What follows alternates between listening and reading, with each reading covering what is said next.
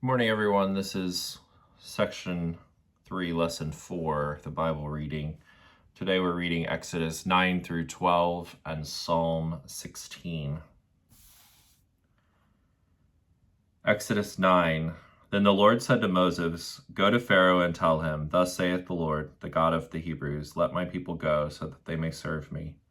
But if you refuse to let them go and continue to hold them, now hear this, the hand of the Lord will fall on your livestock which are out in the field, on the horses, the donkeys, the camels, the herds, the flocks. A horrible plague shall come. But the Lord will make a distinction between the livestock of Israel and the livestock of Egypt, so that nothing that belongs to the Israelites will die. The Lord set a definite time, saying, 'Tomorrow the Lord will do this thing in the land.' And the Lord did this thing the next day, and all kinds of the livestock of Egypt died, but of the livestock of the Israelites not one died.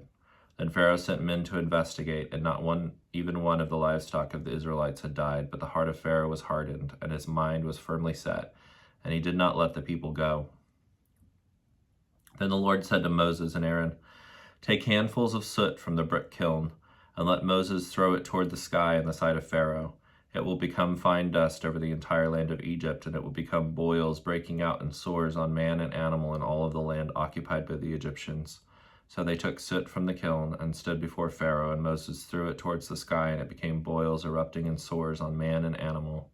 The magicians, soothsayers, and priests could not stand before Moses because of the boils, for the boils were on the magicians as well as on all the Egyptians. But the Lord hardened the heart of Pharaoh, and he did not listen or pay attention to them, just as the Lord had told Moses. Then the Lord said to Moses, 'Get up early in the morning and stand before Pharaoh and say to him, 'Thus says the Lord, the God of the Hebrews, let my people go, so that they may serve me. For this time I will send all my plagues on you in full force, and on your servants and on your people, so that you may know without any doubt and acknowledge that there is none like me in all the earth. For by now I could have put my hand and struck you and your people with a pestilence, and you would have been cut off, obliterated from the earth. But indeed, for this very reason I have allowed you to live, in order to show you my power, and in order that my name may be proclaimed throughout all the earth. Since you are still arrogantly exalting yourself in defiance against my people by not letting them go, hear this: tomorrow, about this time, I will send a very heavy and dreadful hail, such as has not been seen in Egypt from the day until it was founded until now. Now therefore send a message, bring your livestock and whatever you have in the field to safety. Every man and animal that is in the field and is not brought home shall be struck by the hail and die.' Then everyone among the servants of Pharaoh who feared the word of the Lord made his servants and his livestock flee into the houses and shelters. But everyone who ignored and did not take seriously the word of the Lord left his servants and his livestock in the field. Now the Lord said to Moses, 'Stretch out your hand with your staff toward the sky, so that there may be hail in all the land of Egypt, on man and on animal, and on all the vegetation of the field throughout the land of Egypt.' Moses stretched out his staff towards the sky, and the Lord sent thunder and hail, and lightning, fireballs rained down to the earth and along the ground, and the Lord rained hail on all the land of Egypt. So there was hail and lightning, fireballs flashing intermittently in the midst of the extremely heavy hail, such as has not been in all the land of Egypt since it became a nation. The hail struck down everything that was in the field throughout all the land of Egypt, both man and animal. The hail struck and beat down all the plants of the field and shattered every tree in the field. Only in the land of Goshen, where the children of Israel lived, there was no hail. Then Pharaoh sent for Moses and Aaron and said to them, 'I have sinned this time. The Lord is righteous, and I and my people are wicked. Pray and entreat the Lord, for there has been enough of God's thunder and hail. I will let you go, and you shall stay here no longer.' Moses said to him, 'As soon as I leave the city, I will stretch out my hand to the Lord, and the thunder will cease, and there will be no more hail, so that you may know without any doubt and acknowledge that the earth is the Lord's. But as for you and your servants, I know that you do not yet fear the Lord God.' Now the flax and the barley were battered and ruined by the hail, because the barley was in the ear, ripe but soft, and the flax was in bud. But the wheat and spelt, coarse wheat, were not battered and ruined, because they ripened late in the season. So Moses left the city and Pharaoh, and stretched out his hands to the Lord. Then the thunder and hail ceased, and rain no longer poured on the earth. But when Pharaoh saw that the rain and the hail and the thunder had ceased, he sinned again and hardened his heart, both he and his servants. Pharaoh's heart was hardened, and he did not let the Israelites go, just as the Lord had said through Moses. Exodus 10. Then the Lord said to Moses, Go to Pharaoh, for I have hardened his heart and the heart of his servants, making them determined and unresponsive, so that I may exhibit my signs of divine power among them, and that you may recount and explain in the hearing of your son and your grandson what I have done repeatedly to make a mockery of the Egyptians, my signs of divine power which I have done among them, so that you may know without any doubt and recognize clearly that I am the Lord. So Moses and Aaron went to Pharaoh and said to him, Thus saith the Lord, the God of the Hebrews, How long will you refuse to humble yourself before me? Let my people go, so that they may serve me. For if you refuse to let my people go, then hear this. Tomorrow I will bring migratory locusts into your country. They shall cover the visible surface of the land, so that no one will be able to see the ground, and they will eat the rest of what has remained, that is, the vegetation left after the hail, and they will eat every one of your trees that grows in the field. Your houses and those of all your servants and all the Egyptians shall be filled with locusts, so that neither your fathers nor your grandfathers you have seen from their birth until this day. Then Moses turned and left Pharaoh. Pharaoh's servant said to him, How long shall this man be a trap to us? Let the men go, so that they may serve their Lord their God. Do you not realize that Egypt is destroyed? So Moses and Aaron were brought back to Pharaoh, and he said to them, Go, serve the Lord your God. Who specifically are the ones that are going? Moses said, We will go with our young and our old, with our sons and our daughters, with the flocks and our herds, all of us and all that we have, for we must hold a feast to the Lord. Pharaoh said to them, The Lord be with you, to help you, if I ever let you go with your children, because you will never return. Look, be forewarned, you have an evil plan in mind. Now go now, you who are men, without your families, and serve the Lord, if that is what you want. So Moses and Aaron were driven from Pharaoh's presence.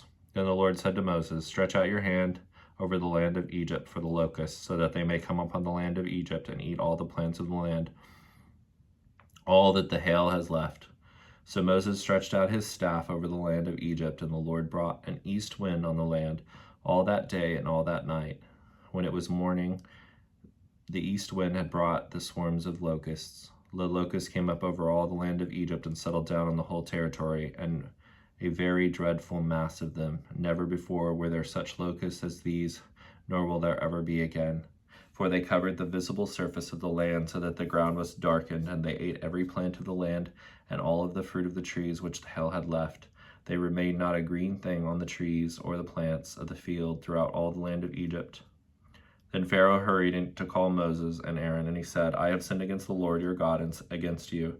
Now therefore please forgive my sin only this once more, and pray and entreat the Lord your God, so that he will remove this plague of death from me. Moses left Pharaoh and entreated the Lord.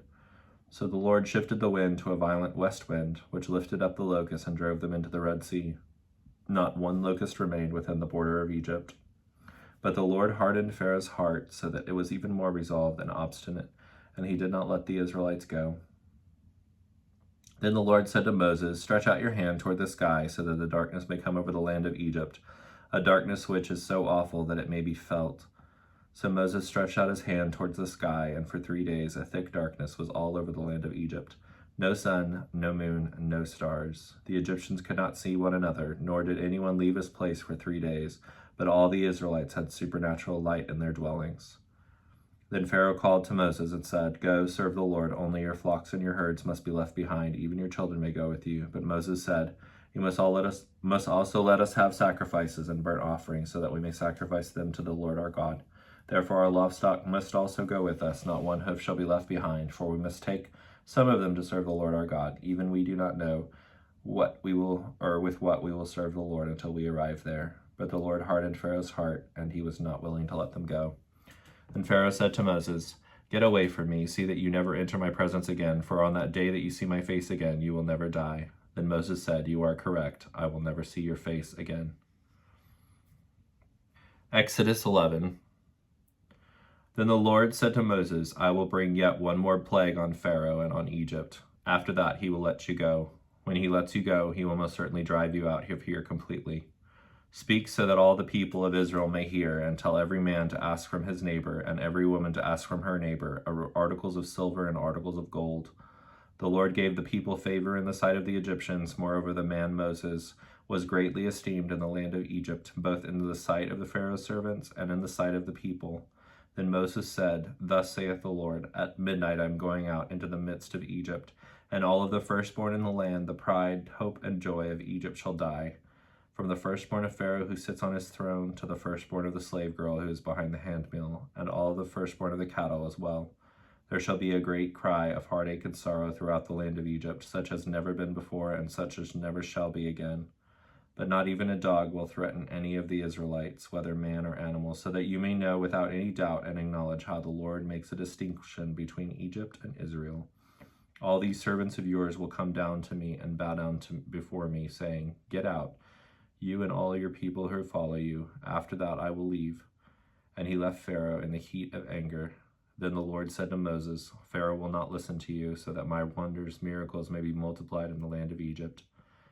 Moses and Aaron did all of these wonders, miracles before Pharaoh, and yet the Lord hardened Pharaoh's heart, and he did not let the Israelites go out of his land. Exodus 12. The Lord said to Moses and Aaron in the land of Egypt, This month shall be the beginning of months to you. It is to be the first month of the year to you. Tell all of the congregation of Israel on the 10th day of this month that they are to take a lamb or young goat for themselves, according to the size of the household of which he is the father, a lamb or young goat for each household. Now if the household is too small for a lamb to be consumed, let him and his next door neighbor take one according to the number of people in the households, according to what each man can eat. You are to divide the lamb. Your lamb or young goat shall be perfect, without blemish or deep bodily defect, a male, a year old. You may take it from either sheep or from the goats. You shall keep it until the 14th day of the same month. Then the whole assembly of the congregation of Israel is to slaughter it at twilight. Moreover, you shall take some of the blood and put it on the 2 doorposts and on the lintel above the door of the houses in which they eat it. They shall eat the meat the same night, roasted in the fire, and they shall eat it with unleavened bread and bitter herbs. Do not eat any of it raw or boiled in water, but roasted in the fire, both its head and its legs, along with its inner parts. You shall let none of the meat remain until the morning, and anything that remains left over until morning you shall burn completely in the fire. Now you are to eat it in this manner. Be prepared for a journey, with your loins girded, that is, with your outer garment tucked into your band, your sandals on your feet, and your staff in your hand, and you shall eat it quickly. It is the Lord's Passover. For I, the Lord, will pass through the land of Egypt on this night. I will strike down all the firstborn in the land of Egypt, both man and animal. Against all the gods of Egypt I will execute judgments, exhibiting their worthlessness. I am the Lord. The blood shall be a sign for you on the doorposts of the houses where you live. When I see the blood, I shall pass over you, and no affliction shall happen to you or destroy you when I strike the land of Egypt. Now this day will be a memorial to you, and you shall keep it as a feast to the Lord throughout your generations. You are to celebrate it as an ordinance forever. In the celebration of the Passover in future years, 7 days you shall eat unleavened bread, but on the first day you shall remove the leaven from your houses, because it represents the spread of sin. For whoever eats leavened bread on the first day through the 7th day, that person shall be cut off and excluded from the atonement made for Israel. On the first day of the feast you shall have a holy and solemn assembly, and on the 7th day there shall be another holy and solemn assembly. No work of any kind shall be done in those days, except for the preparation of food which every person must eat. Only that may be done by you. You shall also observe the feast of unleavened bread, because on this very day I brought your hosts, grouped according to tribal armies, out of the land of Egypt. Therefore you should observe this day throughout your generations as an ordinance forever. In the first month, on the 14th day of the month at evening, you shall eat unleavened bread, and continue until the 21st day of the month at evening. 7 days no leaven shall be found in your houses. Whoever eats what is leavened shall be cut off and excluded from the atonement made for the congregation of Israel, whether a stranger or native born. You shall eat nothing leavened in all your dwellings. You shall eat unleavened bread. Then Moses called for all the elders of Egypt and said to them, Go and take a lamb for yourselves according to the size of your families, and slaughter the Passover lamb. You shall take a bunch of hyssop, dip it in the blood which is in the basin, and touch some of the blood to the lintel above the doorway and to the 2 posts. And none of you shall go outside your door of his house until morning. A memorial for redemption. For the Lord will pass through to strike the Egyptians, and when he sees the blood on the lintel above the entryway on the 2 door posts, the Lord will pass over the door and will not allow the destroyer to come into your houses to slay you. You shall observe this event concerning Passover as an ordinance for you and your children forever. When you enter the land which the Lord will give you, as he has promised, you shall keep and observe this service. When your children say to you, what does this service mean to you? You shall say, it is the sacrifice of the Lord's Passover, for he passed over the houses of the Israelites in Egypt when he struck the Egyptians, but spared our houses. And the people bowed their heads low and worshipped God. Then the Israelites went and did as they had been told, just as the Lord had commanded Moses and Aaron, so they did. Now it happened at midnight that the Lord struck every firstborn in the land of Egypt, from the firstborn of Pharaoh who sat on his throne to the firstborn of the prisoner who was in the dungeon, and all the firstborn of the cattle. Pharaoh got up in the night, he and all his servants and all the Egyptians, and there was a great cry of heartache and sorrow in Egypt, for there was no house where there was not someone dead. Then he called for Moses and Aaron at night and said, get up, get out from among my people, both you and the Israelites, and go, serve the Lord as you said. Take both your flocks and your herds, as you have said, and go, and ask your God to bless me also. The Egyptians anxiously urged the people to leave, to send them out of the land quickly, for they said, we will all be dead. So the people took their dough before it was leavened. Their kneading bowls were bound up in their clothes on their shoulders. Now the Israelites had acted according with the word of Moses, and they had asked the Egyptians for articles of silver and articles of gold and clothing. The Lord gave the people favor in the sight of the Egyptians, so that they gave them what they asked. So they plundered the Egyptians of those things. Now the Israelites journeyed from Ramses to Succoth, about 600,000 men on foot, besides the women and children. A mixed multitude of non-Israelites from foreign nations also went with them, along with both flocks and herds, a very large number of livestock. And they baked unleavened cakes on the dough which they had brought from Egypt. It was not leavened, since they were driven quickly from Egypt and could not delay, nor had they prepared any food for themselves. Now the period of time the children of Israel lived in Egypt was 430 years. At the end of the 430 years, to that very day, all the hosts of the Lord gathered into tribal armies left the land of Egypt. It is a night of watching to be observed for the Lord, for having brought them out of the land of Egypt. The same night is for the Lord, to be observed and celebrated by all the Israelites throughout their generations. The Lord said to Moses and Aaron, this is the ordinance of the Passover. No foreigner is to eat it, but every man's slave who is bought with his money, after you have circumcised him, then he may eat it. No stranger, temporary resident, foreigner, or hired servant shall eat it. It is to be eaten inside one house. You shall not take any of the meat outside the house, nor shall you break any of its bones. The entire congregation of Israel shall keep and celebrate it. If a stranger living temporarily among you wishes to celebrate the Passover to the Lord, all his males must be circumcised, and then he may participate and celebrate it like one is born in the land. But no uncircumcised person may eat it. The same law shall apply to the native born and to the stranger who lives temporarily among you. Then all the Israelites did so. They did so just as the Lord had commanded Moses and Aaron. And on that very same day, the Lord brought the Israelites out of the land of Egypt by their hosts, tribal armies. Psalm 16. Keep and protect me, O God, for in you I have placed my trust and found refuge. I said to the Lord, you are not my Lord. You are my Lord. I have no good beside you. As for the saints, godly people who are in the land, they are majestic and the noble, and the excellent ones in whom is all my delight. The sorrows, pain, and suffering of those who have chosen another God will be multiplied because of their idolatry. I will not pour out their drink offerings of blood, nor will I take their names upon my lips. The Lord is the portion of my inheritance, my cup. He is all I need. You support my lot. The boundary lines of the land have fallen for me in pleasant places. Indeed, my heritage is beautiful to me. I will bless the Lord who has counseled me. Indeed, my mind instructs me in the night. I have set the Lord continually before me. Because he is at my right hand, I will not be shaken. Therefore my heart is glad, and my glory, my innermost self, rejoices. My body too will dwell confidently in safety. For you will not abandon me to Sheol, the netherworld, the place of the dead, nor will you allow your Holy One to undergo decay. You will show me the path of life. In your presence is fullness of joy. In your right hand there are pleasures forevermore.